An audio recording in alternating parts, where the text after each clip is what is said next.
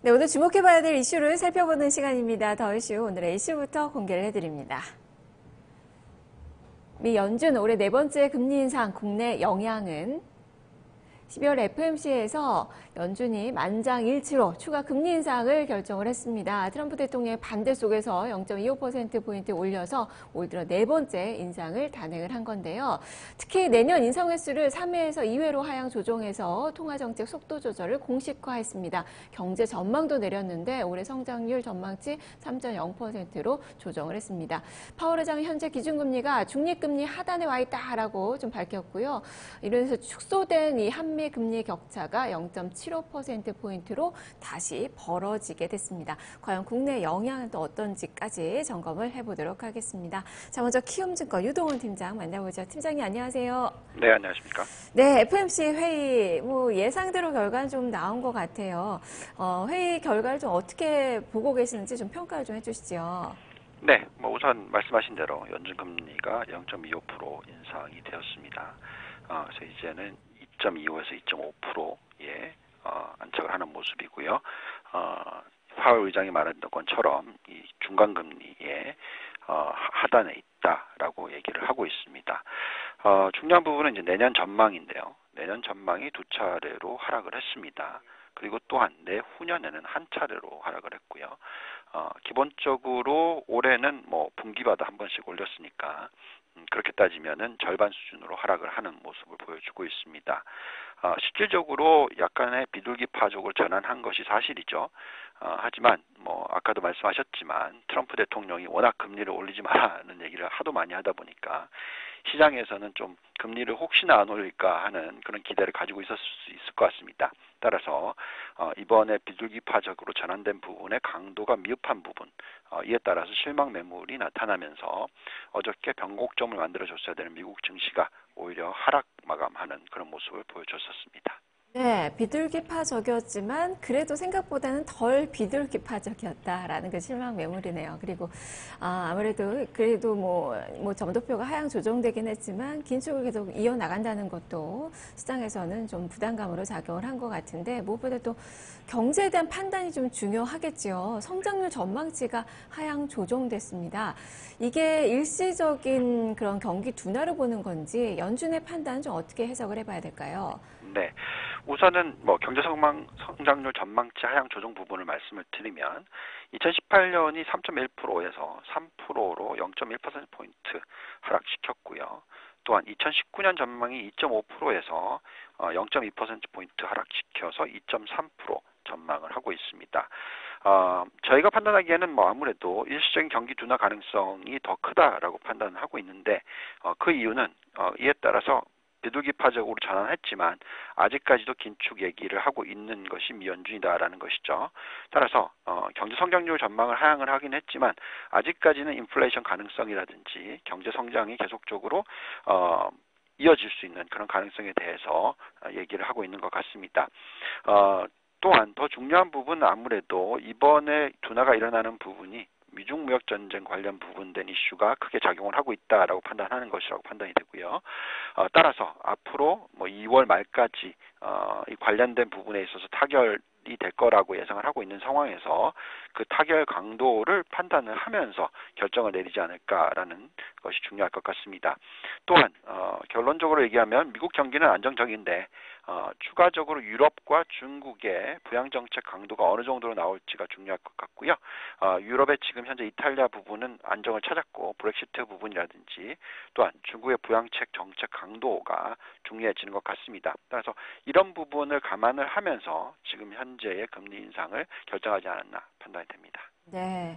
변수는 많네요. 다만 이제 일시적인 경기 둔화의 가능성이 좀 있다라는 그 말씀이신데 지금 미증시가 많이 급락했습니다. 비둘기파적이었지만 해석을 조금 더 좀 실망스럽게 좀 하고 있는 것 같은데 미증시 앞으로의 이 향방을 좀 어떻게 예측을 해볼 수 있을까요? 네, 중요한 부분이 아무래도 미 연준이 통화 정책의 전환점을 마련해 주기는 했습니다만 그 강도에 대한 실망이 나타나고 있다라는 말씀을 드리겠고요. 다른 기타 변수가 상존하는 가운데 결국 시장은 어느 정도의 이 경기 둔화를 반영시키고 있느냐 하는 게 중요할 것 같습니다. 아까 말씀드렸듯이 2019년 경제 성장률이 올해 3%에서 내년도에 2.3%까지 하락을 한다면 그만큼 경기 둔화가 크게 일어나는 부분이다라는 것이고요. 실질적으로 시장은 경기 침체까지도 반영한 수준의 지수 추이가 아닌가라는 얘기를 할 수 있을 것 같습니다. 그 이유를 놓고 보면은 올해 12월 달이 보통 미국 증시는 상승을 하는 주기가 많이 나오는 구간인데요. 과거에 하락폭이 컸던 그런 구간들이 나오는데 지금이 1930년대 이후 역대 최고치의 두 번째입니다. 가장 많이 하락했던 12월 달이 미국의 대공황이 있었던 1931년 14.5%였고요. 지금은 벌써 어제까지 하락을 포함시키면 거의 10% 가까이 하락을 했고 이것이 역대 두 번째 하락폭을 보여주고 있는 상황입니다. 그래서 경기 사이클의 부분에 있어서 너무나 차이가 나는 부분이다라는 말씀을 드리겠고요. 또한 밸류에이션 상에서도 너무나 지금 현 시점에서는 저평가 구간으로 들어간다는 말씀을 드리겠습니다. 따라서 경기가 급락해서 침체로 가지만 않는다면 다시 반등해 줄 수 있는 그런 가능성이 충분히 있다라는 것은 감안해야 될 것 같습니다. 공황 이후에 최대 폭의 하락인데 지금 펀더멘탈을 생각한다면 이렇게 하락할 또 근거는 없다라는 그 말씀을 좀 들리네요. 반등 가능성 좀 봐야 될 것 같습니다. 말씀 잘 들었습니다. 네, 감사합니다. 네, 김승호 유동호 팀장과 함께 살펴봤습니다. 전체적인 또 증권사들의 분석들 한번 알아보도록 하죠. 허준식 해설위원입니다. 자, 회원님 오늘 증권가에서 가장 많이 나오고 있는 그 기사가 바로 이 FMC 해석과 관련된 그 부분인데 증권가에서 좀 바쁘게 리포트들을 내고 있어요. 증권가에서는 어떻게 좀 해석을 하고 있는 건가요? 네, 전체를 보면 이제 다 비둘기적이었다라는 쪽으로 좀 모아지는데요. 5곳 증권사의 그 시각들을 한번 좀 보도록 하겠습니다.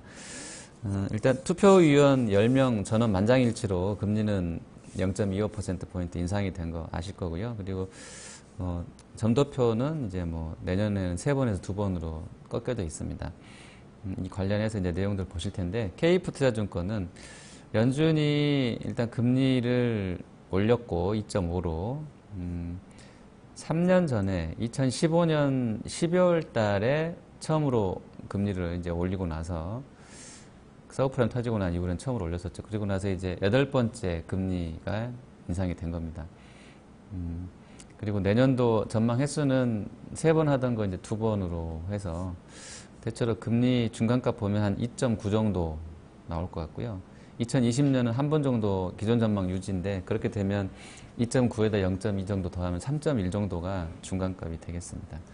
그리고 2021년도는 동결이기 때문에 이제 2020년에 실질적으로 금리 인상은 종료될 것임을 다시 한번 확인했고, 장기 평균값을 2.8%로 하향되고 있기 때문에 중립금리도 이제 2.8하고 2.5면 0.3 정도밖에 안 남았습니다. 그래서 다 임박해 있는 것을 시사했다라고 했고요. 그다음에 이베스트 투자증권은 연준이 여전히 그 미국 고용의 어떤 향상과 경제 활동 부분에 자신감을 보이고 있다고 봤고요.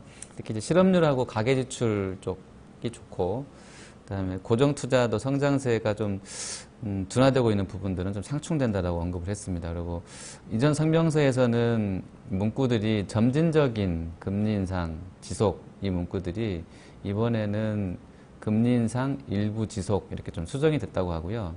이게 이제 긴축은 좀 완화된다라는 부분들로 해석이 됐습니다. 그리고 연준 점도표도 실제로 좀 변화가 나왔고요. 그리고 내년도 성장률 전망도 2.5에서 2.3%로 하향 조정이 진행이 됐습니다. 이번에 딱 금리 떨어진 것만큼 성장률도 같이 빠졌고요. 그리고 그 핵심 소비자 물가지수 코어 CPI도 내년도 2.1 보던 것을 2%로 하향을 했고요. 특이점 중에 하나는 지속적으로 국제 경제와 금융 상황들이 전개되는 부분을 관찰하고 이게 어떻게 이제 미국 경제에 영향을 주는지를 분석할 것이다라는 문구가 추가됐다는 건데요.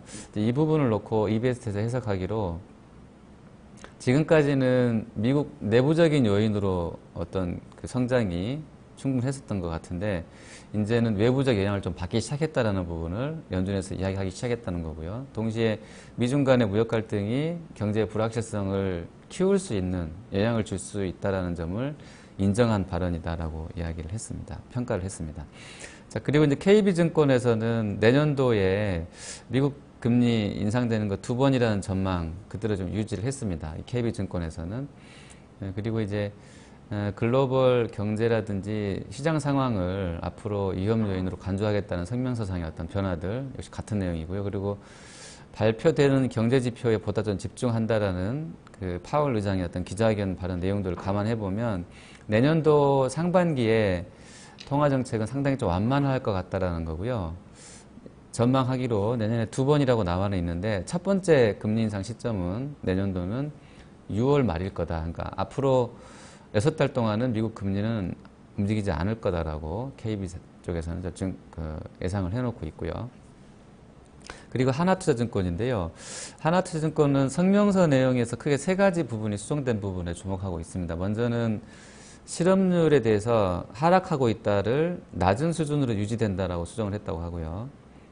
그리고 추가적인 금리 인상은 경기 여건과 부합한다는 부분에 있어서 일부라는 썸이라는 단어를 추가를 시켰고 앞으로 글로벌 경제와 그다음에 금융시장, 그다음에 자산 가격이 경제에 미칠 영향을 모니터링 하겠다는 문장도 추가를 했다고 합니다. 대체로 이제 뭐 이런 부분들을 봤을 때는 다른 증권사 시각과 유사하게 경기 동향을 특히 해외 쪽 경기 동향까지 같이 보겠다라는 거고요. 그리고 금리 인상의 어떤 그 조건들로 그리고 시장이 기대했던 비둘기파적인 모습은 아니지만 뭐 그래도 좀 뭐 당초 예상했던 것보다는 좀 네, 그렇게 좀 보고 있는 거고요. 그러니까 시장보다는 좀 안 좋았지만 시장 기대보다는 낮았지만 그래도 좀 비둘기파적이지 않나라는 좀 인상도 줬다라고 보고 있습니다. 그리고 유진투자증권에서는 글로벌하게 경제랑 금융시장을 지속해서 모니터링하고 경제에 미칠 영향을 평가한다는 문구 새로 추가된 부분, 아까 이제 각사 증권사에서 점검했던 내용 같은데요. 그래서 이러한 여건들이 완화돼서 성장이 안 좋게 나오면 금리 정책도 완화될 것임을 시사했다. 이렇게 좀 나와 있고요. 그 유진 쪽에서는 지금 점도표상으로는 2번인데요. 아까 KB는 내년도 6월이 첫 금리 인상 시점으로 봤는데 유진에서는 3월과 6월에 할 걸로 봤습니다. 그리고 9월 달도 할 수 있는 확률이 절반 정도는 있다라고 봐서 점도표는 2번인데 유지는 그대로 내년도에 잘하면 3번 정도까지도 올릴 수 있다라고 좀 평가를 진단을 해놓고 있습니다. 네. 자, 그만큼 상반기, 내년 상반기에는 금리 인상이 없을 수도 있다라는 그런 전망들을 또 내놓고 있는 것 같네요.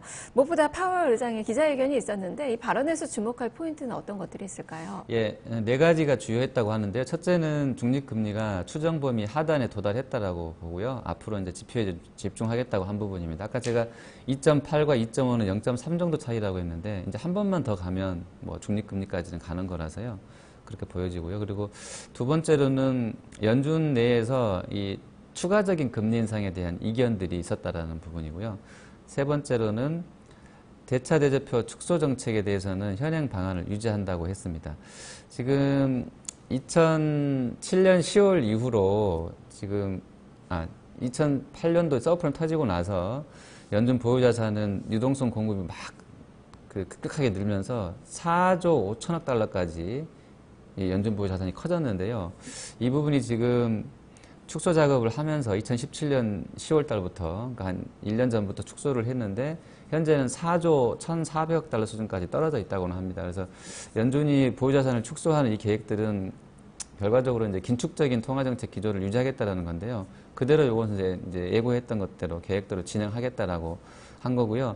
다만 향후에는 금리랑 시장 상황 통제에 있어서 정책 수단으로 이런 과거의 비전통적인 방식이었다고 평가받았던 양적 완화 관련된 부분 대차 대조표보다는 금리를 움직이게 되는 연방기금 금리를 조정하게 되는 걸 선호하겠다라고 발표를 했습니다. 하지만 어쨌든 뭐 대체로 대차 대조표 축소 관련된 부분들은 계속 유지가 된다라는 거고요.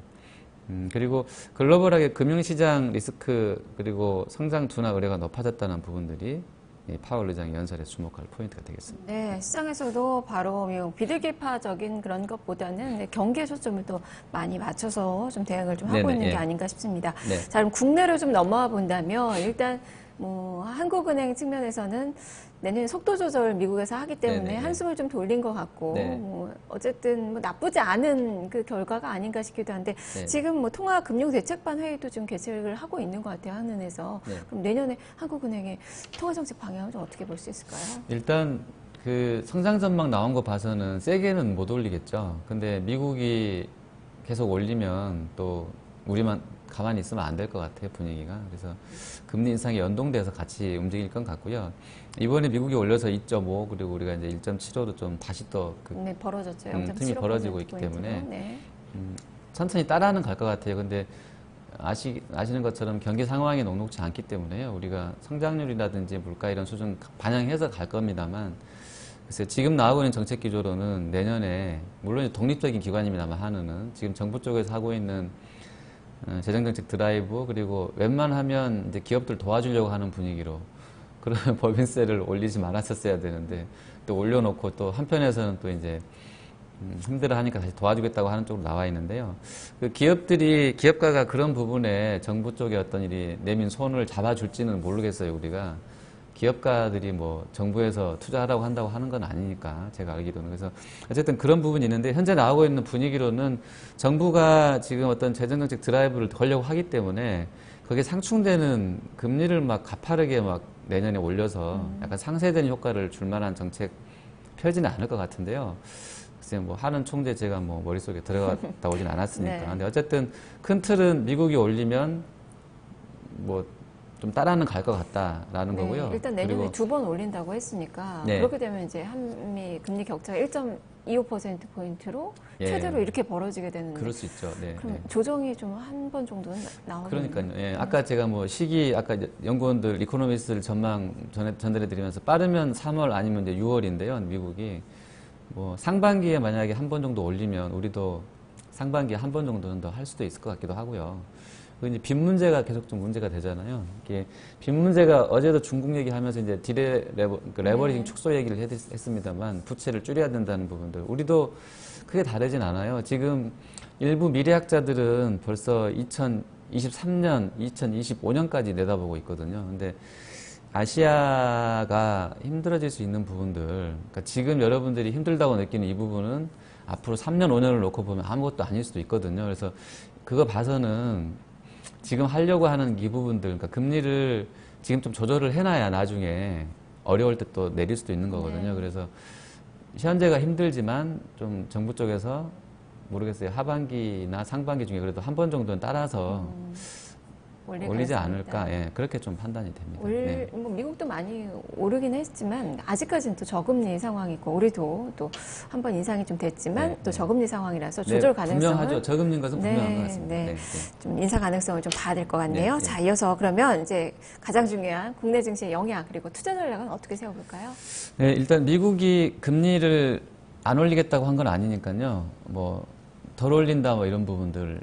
그래서 약간 그 생각했던 것보다는 덜 완화적이지만 그래도 어쨌든 완화된 것은 또 맞기도 한데 좀 해석은 분분할 것 같은데요. 어쨌든 미국은 금리가 올라가고 있고 지금 분위기면 글로벌하게 아주 심각한 부분만 안 나오면 계속 갈 길 갈 것 같습니다. 제가 한 1년 정도는 계속 좀 올라갈 수 있을 것 같고요. 그러면 신흥국 증시인 한국도 부정적일 수밖에 없을 것 같아요. 외국인들이 뭐 이런 상황에서 아주 많이 적극적으로 살 것 같지는 않고요. 그리고 내년도에 여러분 아시겠지만 분기별로 MSCI A주 편입과 사우디 또 편입 이슈가 있거든요. 이게 또 수급적으로는 또 영향을 물론 이제 특정 섹터에 한정될 수도 있겠습니다만 시총이 좀 큰 쪽으로 어쨌든 그런 부분들이 뭐 한국 치황에는 수급 이슈에는 부정적일 것으로 큰 흐름에서는 그렇게 보셔야 될 것 같고요. 단기로는 물론 뭐 이렇게 움직일 수 있어도요. 그리고 앞으로의 관심사는 이제 금리 이슈가 끝났기 때문에 글로벌하게 재정 정책이 좀 강화될 수 있겠냐 이 부분하고요. 그게 이제 지금